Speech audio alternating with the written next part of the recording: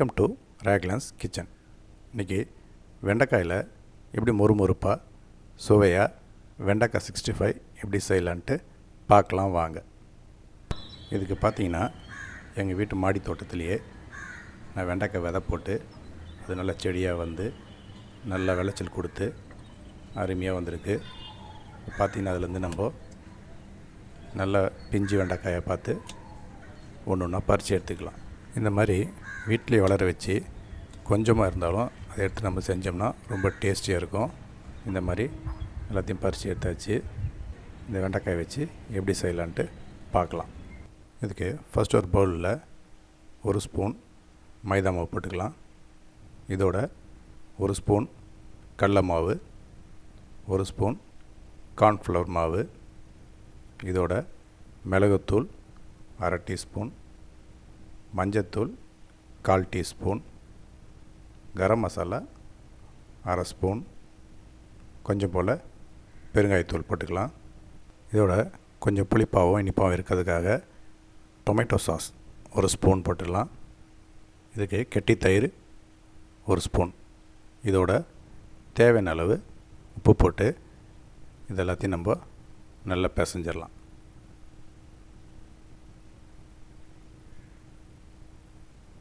இதுக்கு தண்ணி கொஞ்சம் கொஞ்சமாக நம்ம ஆட் பண்ணி இதை நல்லா பேஸ்ட் மாதிரி நல்லா பிசைஞ்சிக்கலாம்.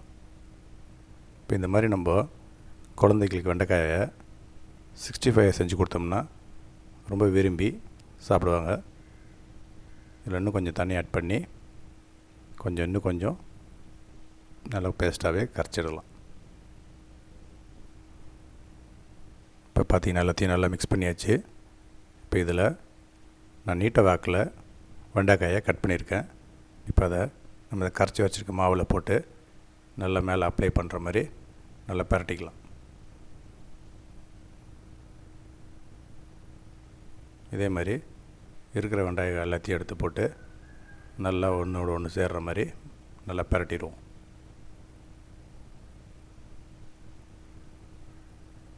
இப்போ எல்லாத்தையும் நல்லா பரட்டியாச்சு. இதை நம்ம அப்படியே ஒரு 1/2 hour நம்ம இதை மேரினேட் பண்ணி வச்சிடலாம்.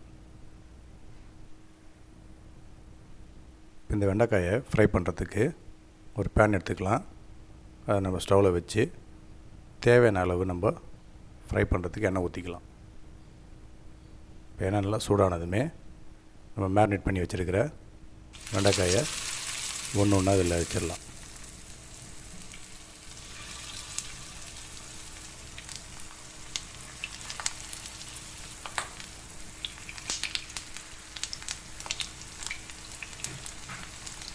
ஒன்றுக்கு மேலே ஒன்று வச்சிடாமல் தனித்தனியாக நம்ம இதை வச்சிடலாம்.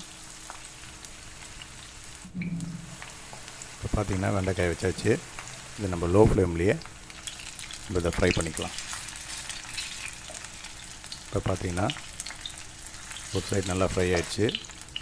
இப்போ நம்ம இன்னொரு சைடுக்கு இந்த வெண்டைக்காய் எல்லாத்தையும் திருப்பி போட்டுக்கலாம்.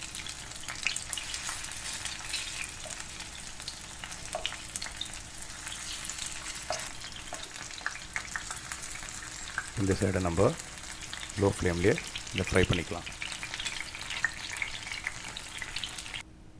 இப்போ பார்த்தீங்கன்னா வெண்டைக்காய் நல்லா 2 பக்கமே நல்லா ஃப்ரை ஆகி வந்துடுச்சு.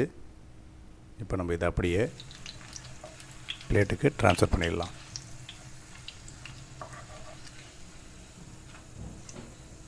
மொறுமொறுப்பான சுவையான வெண்டைக்காய் 65 ரெடி. நீங்களும் இந்த வெண்டைக்காய் 65 ரெசிப்பியை வீட்டில் செஞ்சு பார்த்து உங்களுக்கு பிடிச்சிருந்துச்சின்னா உங்கள் ஃப்ரெண்ட்ஸுக்கு ஃபேமிலிஸுக்கு எல்லாத்துக்கு ஷேர் பண்ணி என் சேனலுக்கு கமெண்ட் பண்ணுங்கள்.